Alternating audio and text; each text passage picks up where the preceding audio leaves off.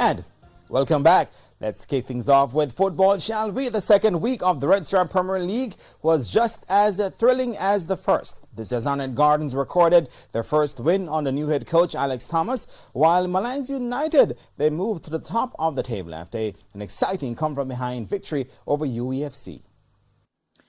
Replacing Jerome Waite will not be an easy task, and Alex Thomas felt the heat early after a 3-1 defeat to Humble Lion in his first game. However, he redeemed himself in the best possible way with a 1-0 win over Tivoli Gardens in the famous West Kingston derby at the Edward Seaga Sports Complex on Sunday. Chances were few and far between, but Damari Deacon found the crucial goal in the 88th minute to give Arnett the win.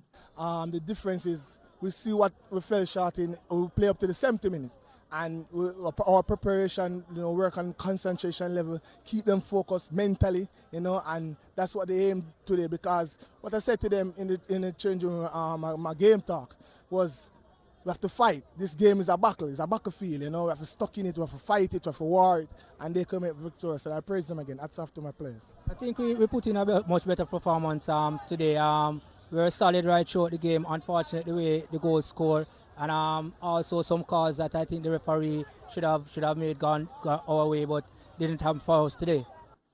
Meanwhile, Malines United continued their dream start to their debut season with a come-from-behind 3-2 win over UWIFC at Jerusalem.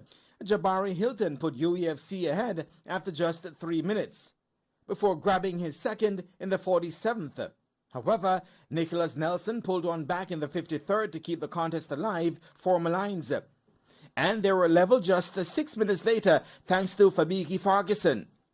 And Jeremy Nelson would find Malines' third in the 72nd minute to complete the fight back and send them to the top of the table. Dominate the first half, we didn't get a goal. I said to the boys after time, we have to just keep working, as I tell them in training, I tell them work, nothing beats work but work, and we have to just keep working, and the chances going to be created, and it's how well we take the chances. And we are fortunate to take 3 chances, and we come out victorious today. It's very difficult to deal with those situations, but I think that's the way we lost the game today. The set pieces from wide and not handling the balls coming into the box. Waterhouse tasted victory in their first game of the season as they beat Dunbeholden 1-0 at the Royal Lakes Complex in St. Catherine.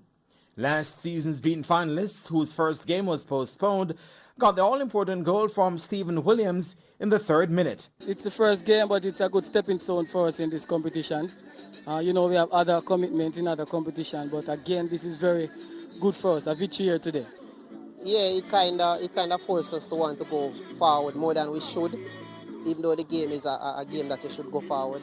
It forces us to pull out of our comfort zone, but we didn't succeed in what we wanted to do today. And Ricardo Baby Gardner's miserable start as head coach of Portmore United continued as they suffered a 2-0 defeat to newly promoted Vere United at the Wembley Centre of Excellence in Clarendon.